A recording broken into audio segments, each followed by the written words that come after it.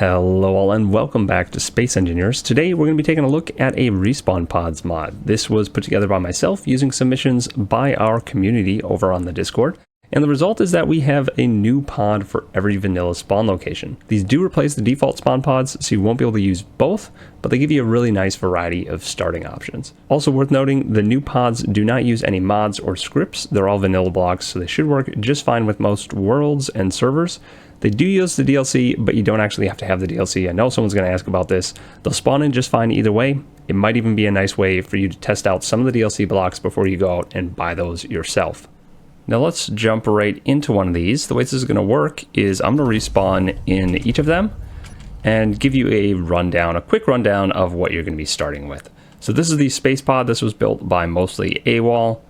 It is small grid instead of large grid. I thought that was a little bit more balanced with the rest of our options. So that's what we went with. When you come out of your seat, you will find that you are inside a tiny little compact interior that does have a place for you to sleep. So instead of having to die every single time with the space pod when you log out, you can actually sleep in this one. It has an H2O2 generator as well as an oxygen tank, so you should be able to stockpile up enough at least to last a few hours, maybe a few days. I'm not entirely certain how that works out, but if you put a little ice in it, you should last quite a long time. Inside here, you also have a button to pressurize and depressurize the interior so that you don't have to lose air every time you open the door. I'd probably just depressurize it and then leave it open while I'm working. That would probably work the best. In order to access the cargo and whatnot, you can do it through the panel here. It's kind of a weird way to do it. If you want to get rid of something to access the survival kit easily, you can do that from right there. Then you don't have to go through the extra step of the menu. You can just get straight into the inventory screen. In the back here, this is your O2H2 generator, so this is where you're going to be able to reload your bottles. Nice to have access to that on all of the builds. The other things you start with a little bit of ice in your inventory, a few guns, and a medical pack.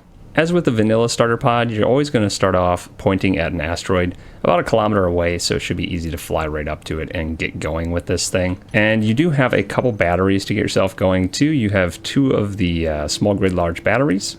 So you should have plenty of battery power to start up a base with this setup. You got an ore detector.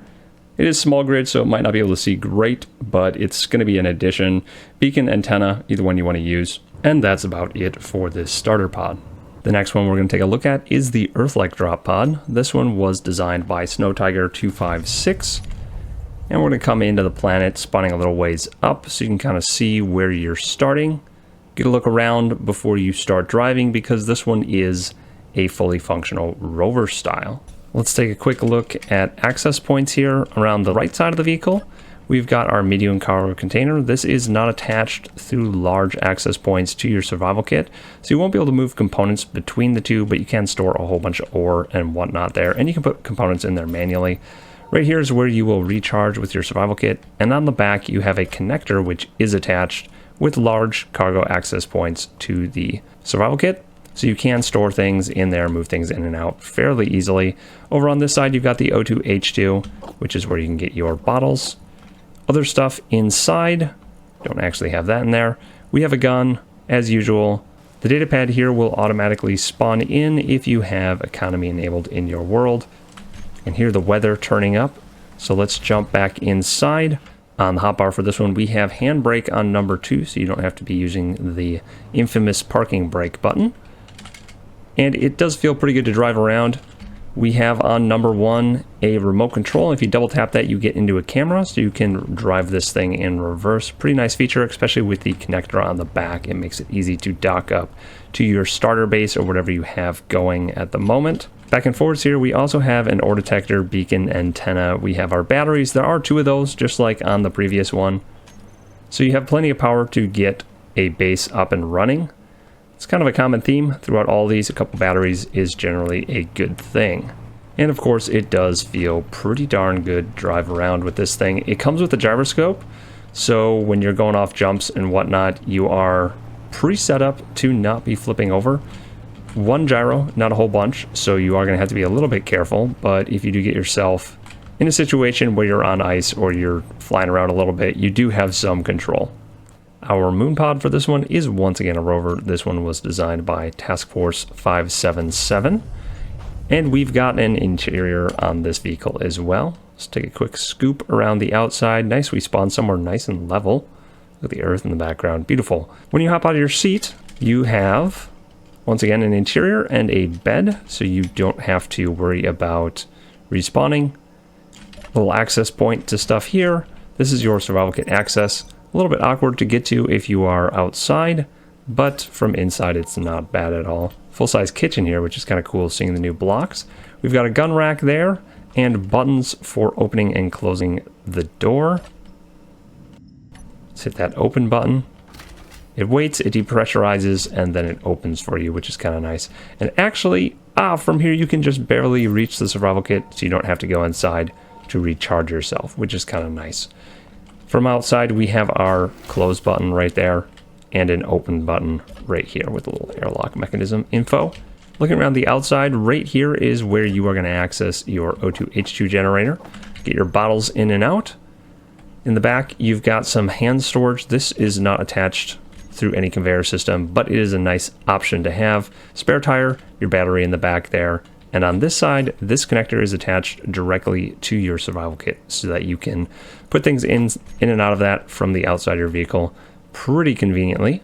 There are 15 forward-facing lights. Don't ask me why, but you can definitely see in the dark with this one. Coming back inside here, let's jump in the cockpit. On hotbar number 1, you have handbrake once again, and there is a thruster on this one. So if you do want to fly, there is one little hydrogen thruster on the bottom. It's just enough when the thing is empty for you to lift off and actually scoot around. There's only one thruster, so you will have to do some angling and whatnot, but if you want to jump across a canyon, or really if you wanted to take this straight to space, I guess you could. As far as blocks and cargo and whatnot, there is a single large battery on this one. We've got a survival kit, small hydrogen tank, oxygen tank, once again, for sleeping. That should make that a little bit easier. There is a hydrogen engine as well to power yourself if you find some ice.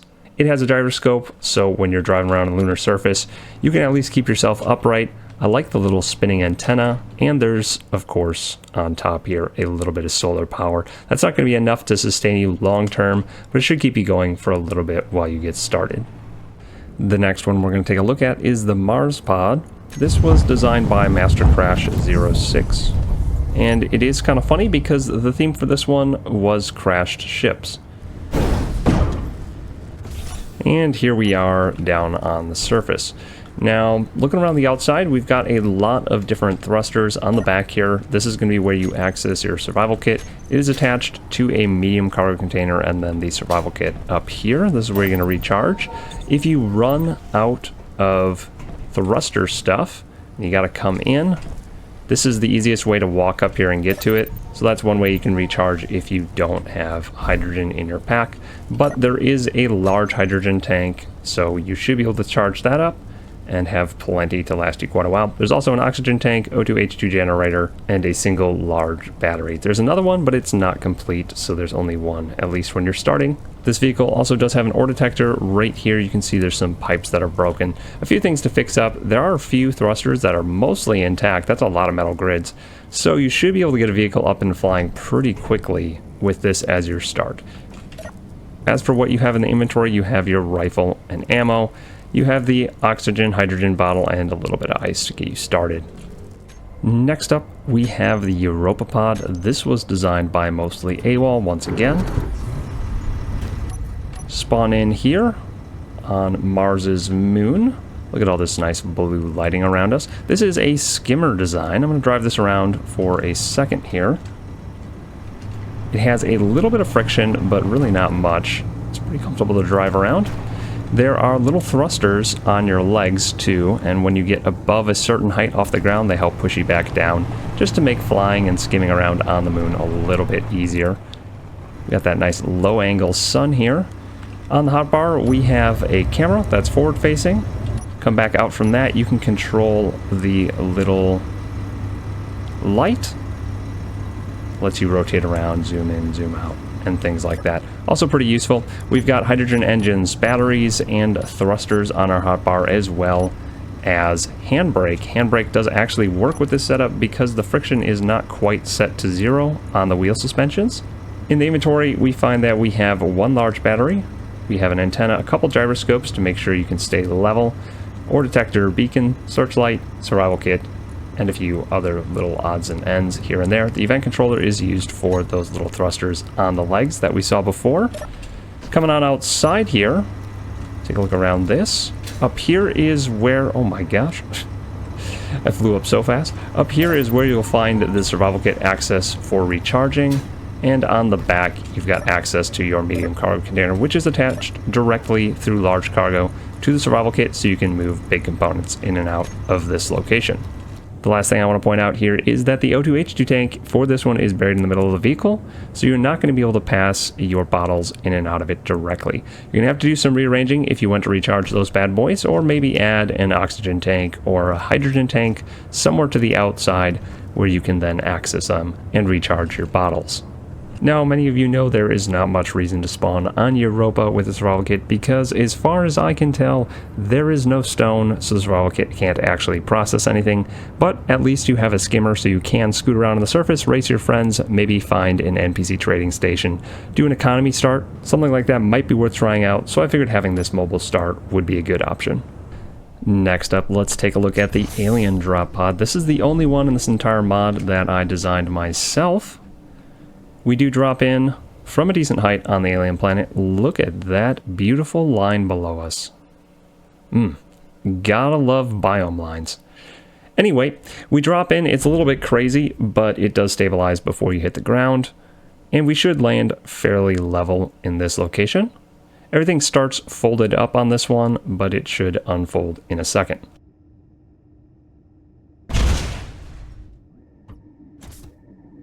There we go. We almost hit that tree on the way down. Let's jump back into first person. First thing you're going to want to do when you land and hop out of your seat here is hit the number 2 button. That will unlock your mag plates, and that should let you drop nice and level to the ground. In the main room here, we have our survival kit access for recharging, medium cargo container, and then this one on the end is a connector.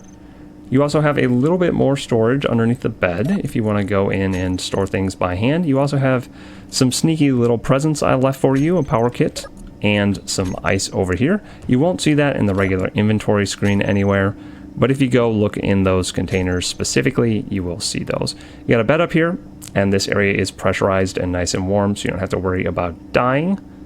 Over here you've got a little kitchen, mostly just flavor stuff on this side. A couple things up here. This is the parachute hatch. If you want to ever use this again, you're going to have to load it manually, but you can see it from there.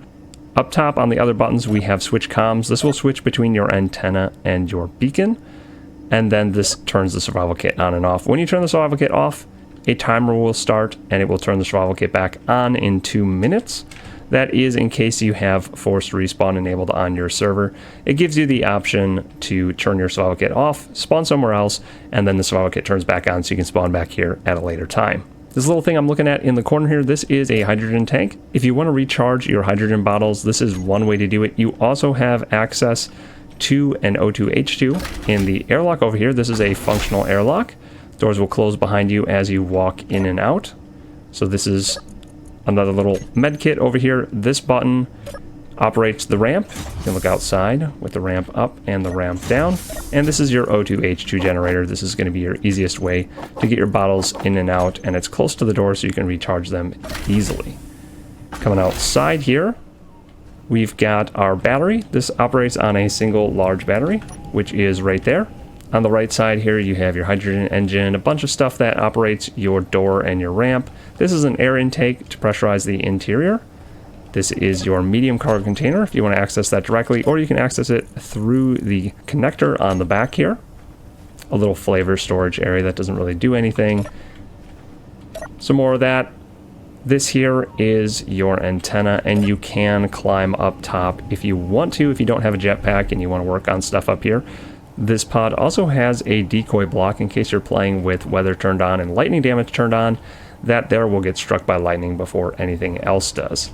This little button outside the door is your ramp. Put it up and put it back down. And that is pretty much everything for this vehicle. And we are almost through all these, only 3 left to go. The next one we're going to take a look at is the Triton pod. This was designed by mostly AWOL, and it is another rover design. Let's go ahead and drive this one around real quick. We're going to have to turn on the wheels in order to do that.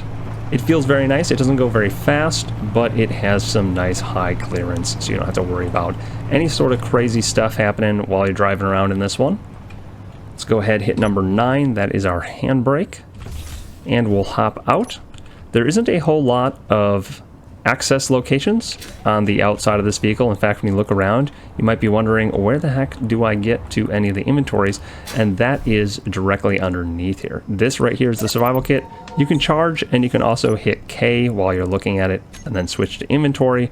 This is how you'll put items in and out of the survival kit and the storage and all that. And it's also how you can get your bottles. So recharge your bottles, bring them in and out through the survival kit on the bottom here. We've got an air intake. In front of that, we also have access to see the battery. This shows you how charged up you are. So all the information on this vehicle is pretty much directly underneath it. I kind of like that. It's a different way to do it. And you can also even get in and out of the cockpit from underneath here.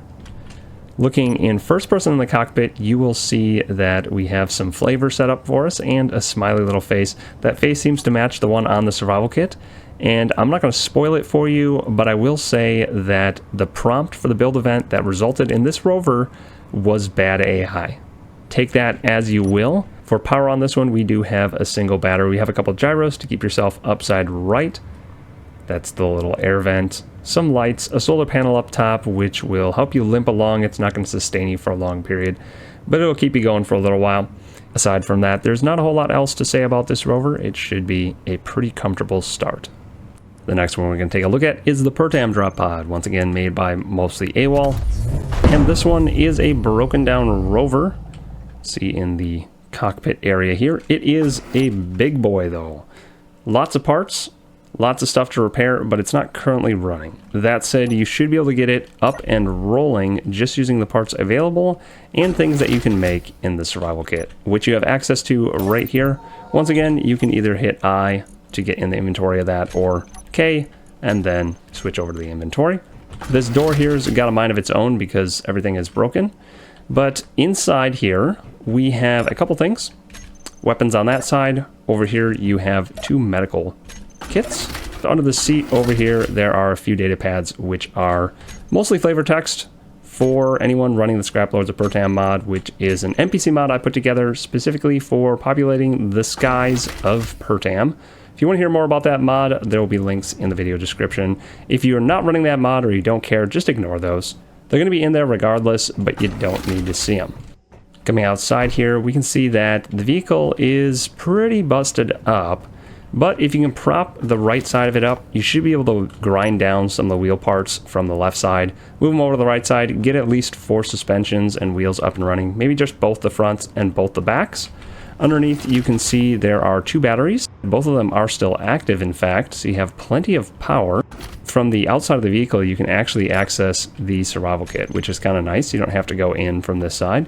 Coming around the back here, we can see a few blocks that are not welded up. We've got a connector on the very back and then a large cargo container. Right in between the two, there's enough room to add in a medium cargo container or a conveyor junction. I would probably put a conveyor junction in here. Then you can add on an O2H2 or an oxygen tank and a few other things to the sides of it for a little bit of utility. Once you get the large cargo container welded up, you'll also find that inside it, there are a few rounds for your autocannon turret up here. Those will feed in automatically once it's fixed, and we have a cab cockpit up top. This was originally for a drill arm, I believe, but you can kind of interpret it as you will. Maybe that is something you want to have fixed up, and then you want to put a custom turret up here, so you can have the gunner ride in here and operate the custom turret. I think that'd be kind of cool, honestly. But it's got a lot of room for improvement, a lot of room for customization. I think that's going to be a pretty cool start for a lot of people that like doing the rovers on Pertam thing. Last but not least, we have our Triton starter pod. This was built by mostly AWOL, and it is, in fact, a fully functional flying vehicle. I figured, you know what, we're going for variety with this pack. Why don't we give everyone what they want, and that is a fully functional flying start on a planet. So Triton's going to be the place for that. This is a pretty cool dragonfly looking vehicle. I love the way it looks, actually. and it does fly fairly well. It's kind of heavy, so once you land and you start putting stuff in it, you're not going to be able to fly. You might be able to fly if you do some modifications, but you're probably going to weigh yourself down for the initial starting thrusters. And I think that's just fine. Basically, you spawn in with it, you fly where you want to be, pick a good starting location, and then you go down and land, and then you get all the stuff loaded in. Eventually, you can add more thrusters to it and do some adjustments. Also, when you jump out, I did make sure that you land directly on top of the cockpit. So if you jump out and your jetpack doesn't kick in right away, you at least won't fall. That would be kind of sad, because in survival, if you did that and you just fell down to the planet immediately, you would instantly respawn up here if you have forced respawn on, and continuously just fall, die, until this thing ran out of battery charge and fell out of the sky. That would be a little bit sad. So you do spawn, and when you jump out of the cockpit, you land on top, so you can walk around like this. Alright, here we are on the surface. We've got a lot of nice bright blue lights. I love the coloring. On the side here, we've got access to our survival kit that is piped up through large connection ports to a medium cargo container that goes directly into our modular cargo, and then a bunch of conveyor junctions where you can add stuff. This is a really easy one to expand on, this setup, so that's going to be nice. On the back, you got a connector, and on the bottom of the modular cargo, we have our O2H2. So from any of these, you should be able to get your bottles in and out just fine, which is going to be really nice.